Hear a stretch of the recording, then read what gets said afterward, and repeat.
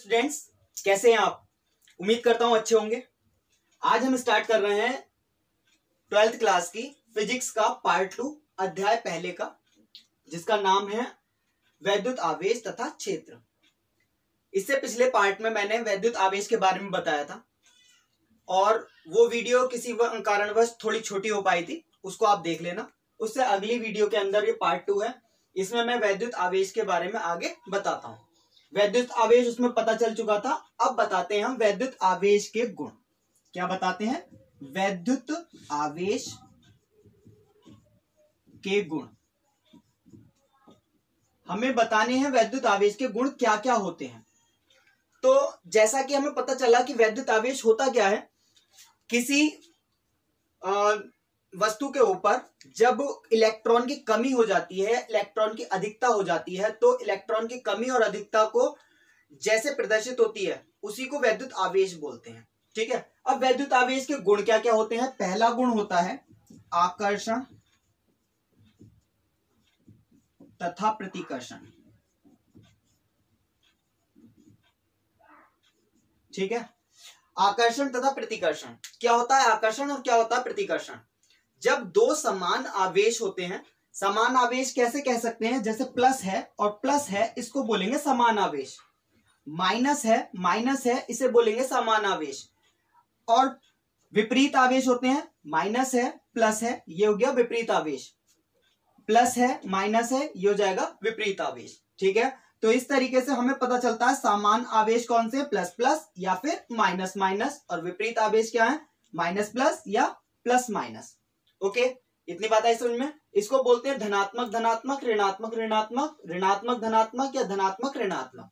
ये हमारे हो गए आवेश। अब इनके अंदर क्या होता है कि आकर्षण का गुण होता है, जब भी विपरीत आवेश होते हैं वो एक दूसरे को आकर्षित करते हैं। इसका मतलब होता है कि अगर प्लस के साथ में माइनस होगा तो ये क्या होगा, आकर्षण का गुण होगा। कौन सा गुण होगा?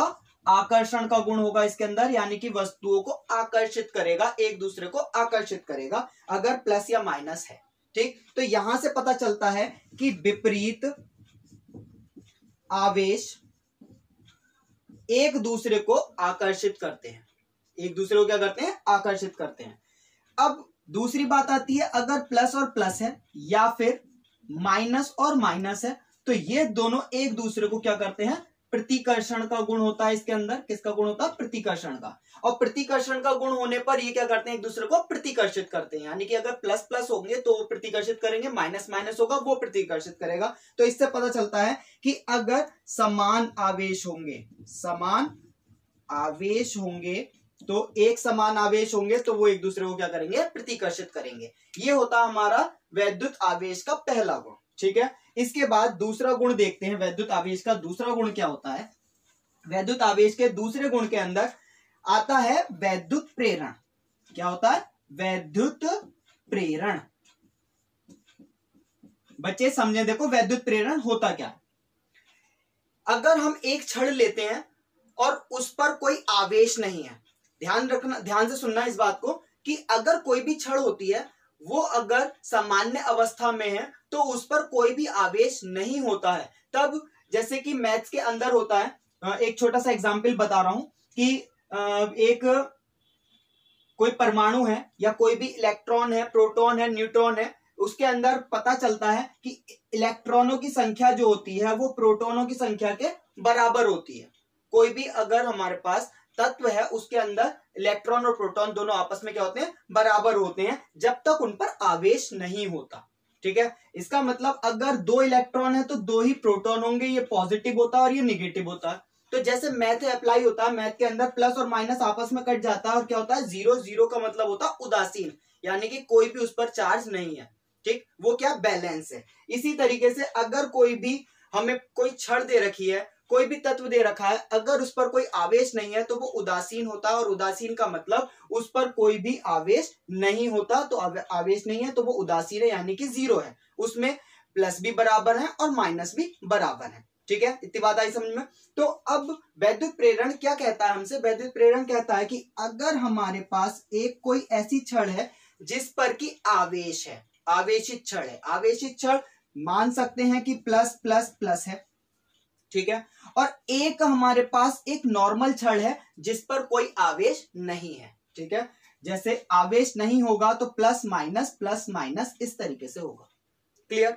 तो ये नियम कहता है, वैद्युत प्रेरण कहता है कि अगर एक सामान्य छड़ को एक आवेशित छड़ के पास में रख दिया जाए तो ये अपने इस प्लस होने की वजह से आकर्षण, देखो विपरीत जो होती हैं, विपरीत चिन्ह एक दूसरे को आकर्षित करते हैं और समान चिन्ह एक दूसरे को प्रतिकर्षित करते हैं। तो ये इतना काम करता है कि ये प्लस है, प्लस अपने पास में माइनस को ले आता है और इधर की तरफ प्लस चले जाते हैं। मीन्स दूसरी वाली छड़ पर यह प्रभाव पड़ जाता है कि इस आवेशित छड़ की वजह से बिना आवेश वाली छड़ पर जो आयन होते हैं वो बट जाते हैं, एक दूसरे से आपस में बट जाते हैं। मींस माइनस इधर हो जाएगा और प्लस एक साइड हो जाएगा, दोनों अलग अलग हो जाते हैं। ये कहलाता हमारा वैद्युत प्रेरण।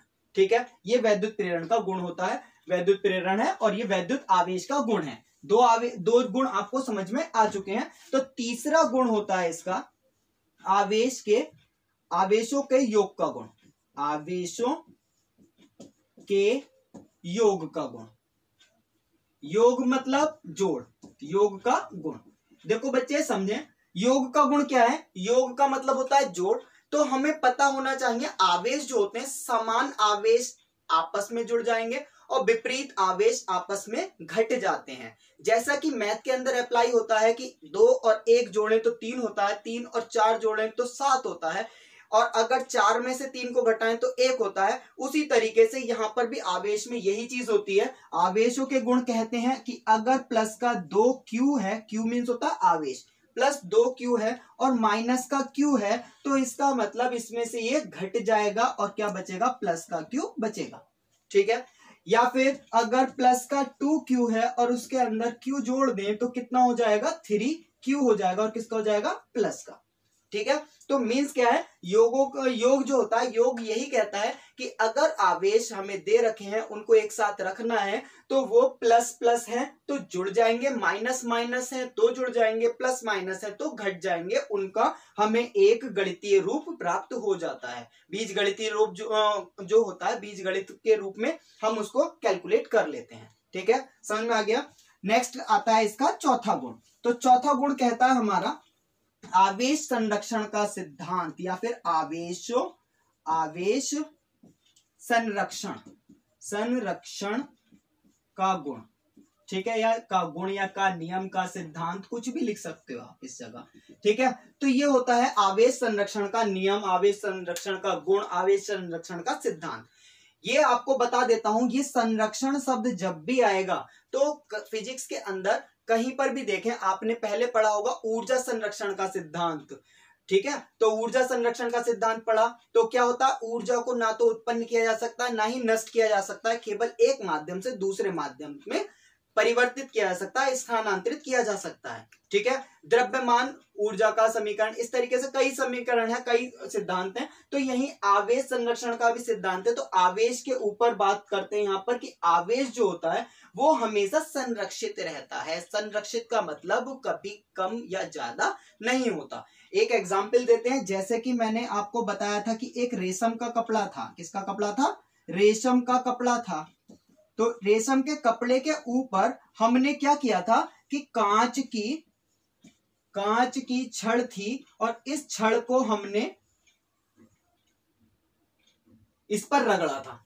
ठीक है, जब इसको इस पर रगड़ा तो इसको रगड़ने से क्या प्राप्त हुआ था? याद है आपको? अगर किसी ने नहीं देखा है, किसी ने पहली वीडियो नहीं देखी है, तो वो पिछली वीडियो को देखकर ये चीज समझ सकता है। तो जब हमने इसको रगड़ा था तो हमें पता चला था कि कांच के ऊपर कुछ ऐसा गुण आ गया था जिस गुण की वजह से ये छोटी छोटी वस्तुओं को, छोटे छोटे हल्के हल्के पदार्थों को, हल्के हल्के कणों को अपनी ओर आकर्षित कर रहा था। तो आकर्षित करने का मतलब इस पर से कुछ इलेक्ट्रॉन्स यहां चले गए।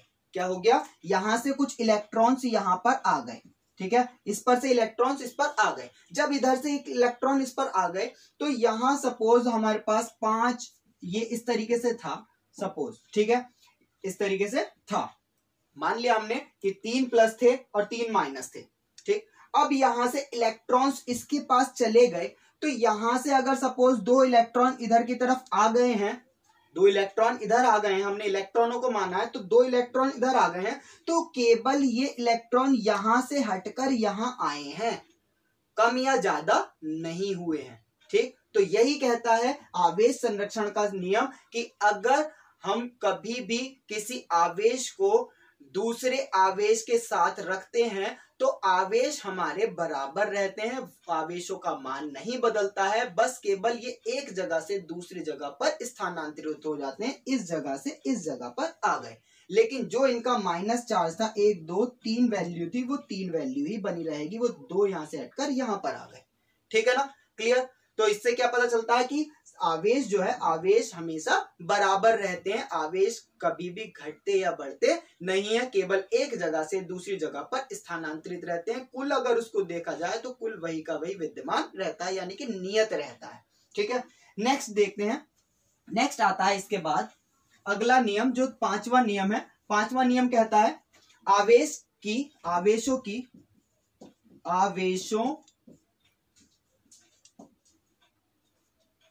की क्वांटम प्रकृति।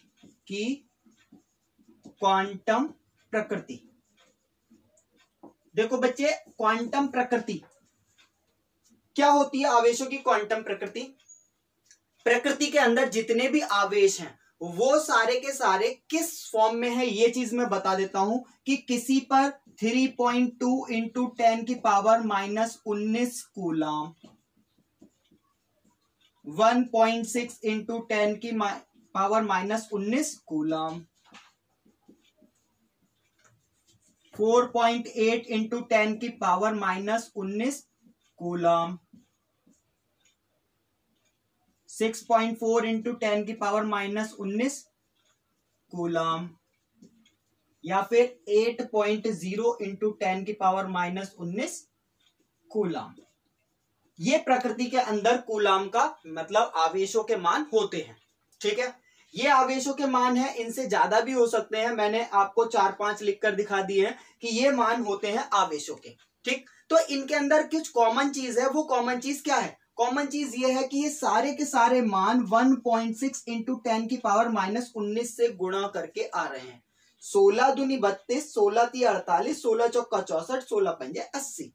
ठीक है, तो इससे हमें पता चलता है कि ये जो वैल्यू है 1.6 इंटू 10 की पावर -19 कूलम, ये एक न्यूनतम वैल्यू है। क्या है ये? न्यूनतम वैल्यू है। इसी न्यूनतम वैल्यू को हम एक क्या मानते हैं कि यही इलेक्ट्रॉन का आवेश मान लिया जाता है। इलेक्ट्रॉन पर कितना आवेश होता है? 1.6 इंटू 10 की पावर -19 कूलम आवेश होता है।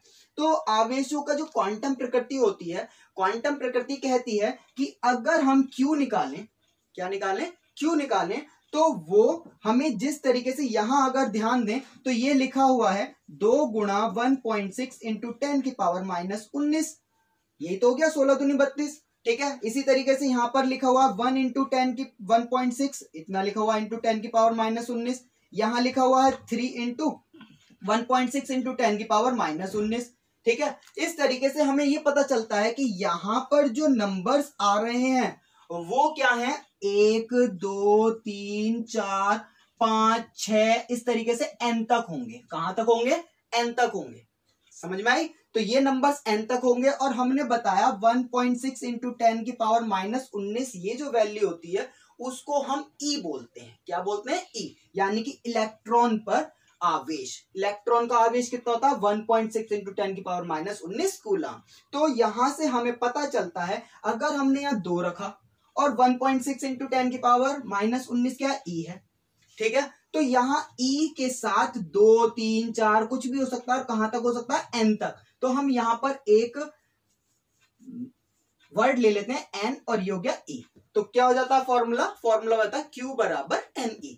ये जो होता है, ये हमारा फॉर्मूला बताता है आवेशों की क्वांटम प्रकृति, कि क्वांटम प्रकृति क्या है। अब यहां पर हम प्लस माइनस डिनोट कर देते हैं। प्लस माइनस इसलिए डिनोट करते हैं क्योंकि जो इलेक्ट्रॉन होते हैं वो पॉजिटिव भी होते हैं और नेगेटिव भी होते हैं। प्रोटॉन का भी हो सकता है और इलेक्ट्रॉन भी हो सकते हैं। तो यहाँ पर पॉजिटिव और नेगेटिव दोनों होते हैं, इसलिए यहाँ पर हम लिखते हैं Q बराबर +- NE। ठीक है, ये हमारा हो जाता आवेशों की क्वांटम प्रकृति। आपको उम्मीद करता हूं समझ में आ गया होगा। अगर समझ में ना आया हो तो वीडियो को दोबारा से रिवाइंड करके देख सकते हैं, पीछे करके देख सकते हैं। जो चीज समझ में नहीं आई है उसको आप कमेंट बॉक्स में लिख देना, मैं आपको फिर दोबारा से एक्सप्लेन कर दूंगा। ठीक है, फिलहाल आप पीछे करके देखेंगे तो आपको सब कुछ समझ में आ जाएगा।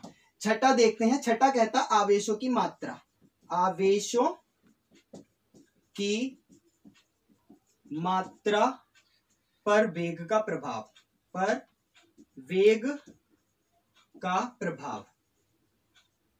आवेशों की मात्रा पर वेग का क्या प्रभाव पड़ता है, ये चीज पता चलती है। आवेशों की मात्रा पर वेग का प्रभाव यानी कि अगर कोई आवेश है उसकी वजह से हम अगर भागते हुए जा रहे हैं, एक छोटी सी बात ध्यान रखें कि अगर व्यक्ति चल रहा है, सब व्यक्ति का द्रव्यमान जो होता है वो नॉर्मल चलते समय जितनी स्पीड में चलेगा तो उसका द्रव्यमान बदलता है। क्या होता है, उसका द्रव्यमान बदलता है। उसका द्रव्यमान क्यों बदलता है, क्योंकि अगर कदम थोड़ा ऊंचा किया तो जी के वैल्यू में थोड़ा सा डिफरेंस आता है और जो द्रव्यमान होता है वो m होता है और m w पर डिपेंड होता है, w बराबर mg होता है। तो इस g की वजह से m के अंदर परिवर्तन होता रहता है। तो आपको ध्यान रखने वाली बात इतनी है कि अगर हम चल रहे हैं और वेग में है, गति कर रहे हैं, तो गति करते समय द्रव्यमान में अंतर पड़ता है, द्रव्यमान में अंतर होता है, कुछ ना कुछ चेंजिंग होती रहती है। परंतु जब आती है आवेश की बात, तो आवेश के समय पर द्रव्यमान में कोई भी अंतर नहीं पड़ता है। ठीक है, यानी कि आवेश को प्रभावित नहीं करता द्रव्यमान, ऐसा कह सकते हो। या फिर द्रव्यमान की वजह से आवेश पर कोई प्रभाव नहीं पड़ता है, आवेश की वजह से द्रव्यमान पर कोई प्रभाव नहीं पड़ता है। अब इसके लिए देख लेते हैं कि अगर कोई विराम के अंदर, विराम में कोई वस्तु है, विराम में वस्तु का द्रव्यमान MO है। क्या है, MO। O का मतलब, O को हम रिप्रेजेंट कर देते हैं 0 से 0 से, यानी कि विराम है, विराम का मतलब 0। MO है तथा V वेग से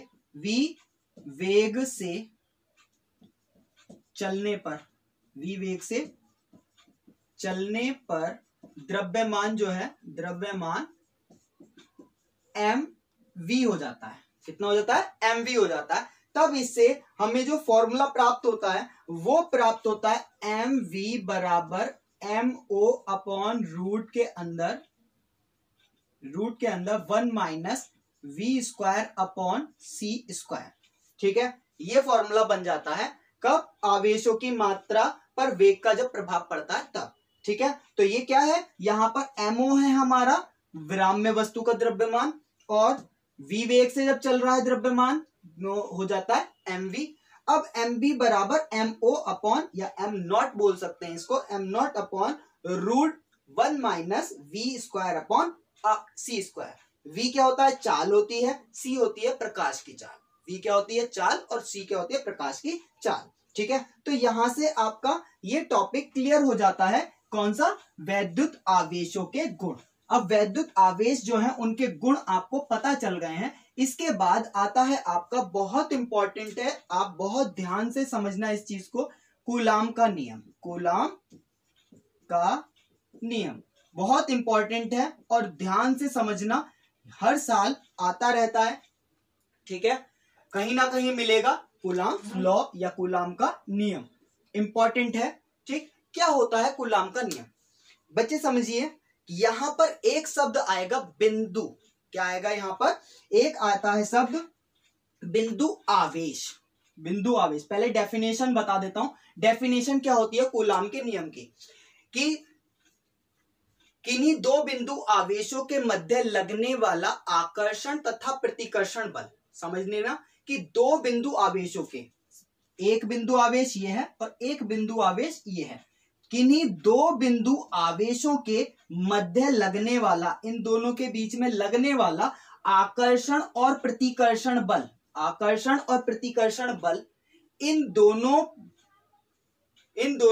बिंदु आवेशों की दूरी की, इन दोनों बिंदु आवेशों के द्रव्यमान के गुणनफल के तथा इनके बीच की दूरी के वर्ग के व्युत्क्रमानुपाती होता है। ठीक है, ये चीज तो होती है। अब इसमें हम समझ लेते हैं कि ये बिंदु आवेश क्या होते हैं। बिंदु आवेश हम किसी भी चीज को ले सकते हैं, लेकिन उसकी शर्त क्या होती है कि ये इस दूरी से बहुत ज्यादा छोटे होने चाहिए। जितनी ये दूरी है, इन दूरी के हिसाब से ये चीज और ये दोनों के दोनों बहुत ज्यादा छोटे होने चाहिए। बिंदु आवेश हम पृथ्वी और सूर्य को भी ले सकते हैं, क्योंकि पृथ्वी और सूर्य के बीच में जो दूरी है वो दूरी उस पृथ्वी के द्रव्यमान और सूर्य के द्रव्यमान से बहुत ज्यादा है। बात आई समझ में? दो परमाणुओं के बीच भी ले सकते हैं, दो नाभिकों के बीच भी ले सकते हैं, बस शर्त ये होनी चाहिए बिंदु आवेश की कि ये जो दो पिंड हैं, ये दोनों कण, दोनों पिंड इस दूरी से बहुत ज्यादा छोटे होने चाहिए। क्लियर? ये आपको बात समझ में आ गई। अब यहां पर इसे Q1 मान लें और इसको क्या लिखें, Q2 मान लें। ठीक है, पहला आवेश है Q1 और दूसरा आवेश क्या है, Q2 है। तब जो डेफिनेशन कहती है, उस डेफिनेशन के अकॉर्डिंग हम इसके बीच की जो दूरी है उसको अगर R लिख लें, क्या लिख लें, R, तब डेफिनेशन कहती है कि किन्हीं दो बिंदु आवेशों के मध्य लगने वाला आकर्षण तथा प्रतिकर्षण बल, बल होता है F, बल क्या होता है, F, इन दोनों बिंदु आवेशों के गुणनफल, आवेश जो है Q1 Q2, इन दोनों के क्या, गुणनफल तथा, इसे इक्वेशन नंबर फर्स्ट लिख लेंगे। फिर से समझ लें कि किन्हीं दो बिंदु आवेशों के मध्य लगने वाला आकर्षण अथवा प्रतिकर्षण बल इन दोनों आवेशों के गुणनफल के अनुक्रमानुपाती तथा इन दोनों आवेशों के मध्य दूरी के वर्ग के व्युत्क्रमानुपाती होता है। व्युत्क्रमानुपाती को उल्टा कर देते हैं, ये हो गई इक्वेशन नंबर 2। ठीक है, समीकरण 1 और 2 है, इन दोनों समीकरणों में F है, तो इन दोनों को हम मिला देंगे तो F जो होगा अनुक्रमानुपाती हो जाएगा Q1 Q2 अपॉन R², ये हमको मिल जाएगा। क्लियर? जब ये चीज हमें प्राप्त हो गई तब हम क्या करेंगे, यहां से अनुक्रमानुपाती का साइन हटाते हैं। अनुक्रमानुपाती का जैसे ही साइन हटेगा बराबर का साइन आ जाएगा, और बराबर का साइन आते के साथ यहां एक आ जाता है अनुक्रमानुपाती नियतांक K, इसकी जगह क्या लिख देते हैं, K, और K बराबर K into Q1 Q2 upon हो जाएगा R²। ये चीज हमें पता चल गई। जहां K अनुक्रमानुपाती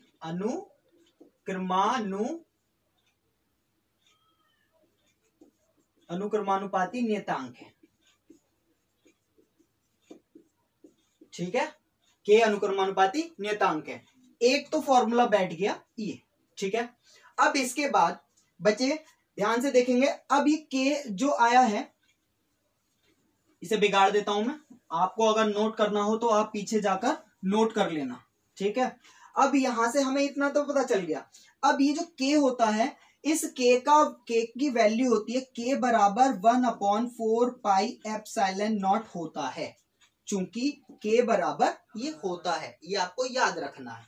ठीक है, तो F बराबर हो जाएगा, इस K की वैल्यू उठाकर यहां रख देंगे, तो K की वैल्यू क्या है, 1/4 पाई एप्सिलॉन नॉट, और यहां पर क्या है, Q1 Q2 अपॉन R²। ये हमें पता चल गया फॉर्मूला। तो फॉर्मूला क्या आ जाएगा हमारा, F बराबर 1/4 pi epsilon not Q1 Q2 upon R²। ठीक है, ये होता हमारा कूलाम का नियम। ओके, अब इसके बाद ये इतनी वैल्यू पता चल गई, इसकी एक न्यूमेरिकल वैल्यू और होती है, वो चीज बताते हैं। और ये एप्सिलॉन नॉट जो है, इस एप्सिलॉन नॉट का मतलब क्या होता है। देखो, एप्सिलॉन नॉट जो होता है इसे हम बोलते हैं निर्वात में अथवा वायु, निर्वात या वायु की, निर्वात में अथवा वायु की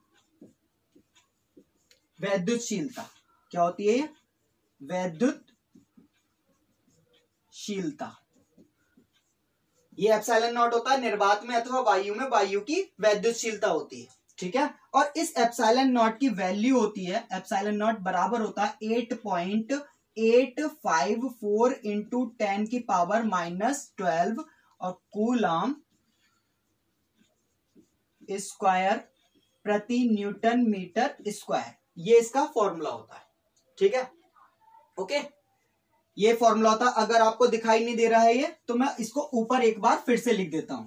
ठीक है, कभी वीडियो के अंदर ना आया हो, इसे बिगाड़ देता हूं मैं, इसकी कोई जरूरत नहीं है क्योंकि नियम आ रहा है।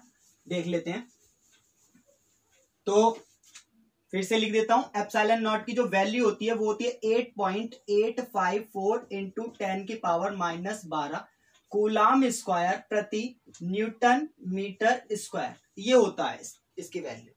क्लियर। अब इसकी वैल्यू निकलने के बाद ये हमें याद रखनी है वैल्यू होती है। अब अगर हम निकालना चाहें 1/4 पाई एप्सिलॉन नॉट की वैल्यू, तो वो कैसे निकालेंगे? 1/4 इंटू पाई की वैल्यू होती है 3.14 इंटू ये होती है दे रखिए 8.854 इंटू 10 की पावर -12। ठीक है, जब इसको सॉल्व करेंगे टोटल को तो आ जाएगा 9 इंटू 10 की पावर 9। 9 इंटू 10 की पावर क्या आ जाएगा? 9। और ये जो पलटी है चीज, ये देखो ये टोटल ऊपर पहुंचेगा तो ये फॉर्मूला जो इसका मात्रक है, मात्रक पलट जाएगा, न्यूटन मीटर स्क्वायर प्रति कूलाम स्क्वायर। ये आ जाती है हमारी 1/4 पाई एप्सिलॉन नॉट की वैल्यू।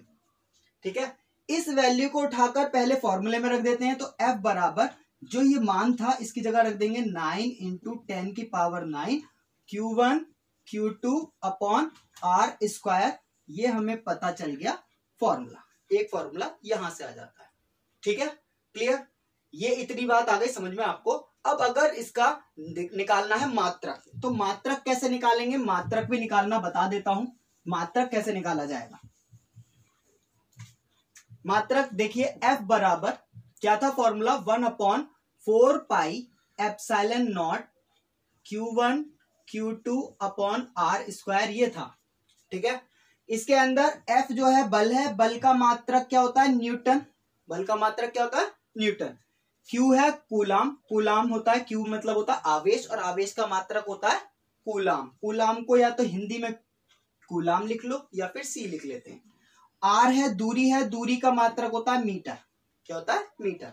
तो अगर हम यहां से देखें एप्सिलॉन नॉट का मान निकालना में, एप्सिलॉन नॉट वहां पहुंचाएंगे, 1/4 पाई ऐसा का ऐसे ही रहा, F यहां पर आ जाएगा इसकी जगह। ये क्या है? Q1 Q2 upon R square. यहां से देखो F कितना है? ये है हमारे पास Q, Q कितना है? C। ये कितना है? Q2 C।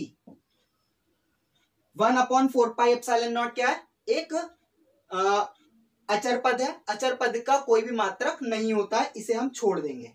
F कितना हमारा? न्यूटन। R कितना है? मीटर। और ये स्क्वायर है इसका। ठीक है, तो यहां से क्या फॉर्मूला बन गया? C और C की स्क्वायर और न्यूटन मीटर स्क्वायर, ये इसका बन जाएगा मात्रक। ठीक है, मैं समझता हूं आपको ये चीज समझ में आ चुकी होगी। अगर नहीं आई है तो इस वीडियो को दोबारा देखिए और मुझे बताइए, लाइक कीजिए, कमेंट कीजिए और अपने दोस्तों को शेयर कीजिए। मिलते हैं फिर अगली वीडियो के साथ। और इससे पहले मैं आपको एक सवाल देता हूं, आप मुझे कमेंट में बताएंगे उसका आंसर। ठीक है, तो आज के लिए जो आपका प्रश्न है वो प्रश्न ये है कि बताइए मैंने वैद्युत आवेश के कितने गुण बताए हैं। जितने गुण बताए हैं वो कमेंट बॉक्स में आपको लिखने हैं। ठीक है, मिलते हैं अगली वीडियो के अंदर। Good luck.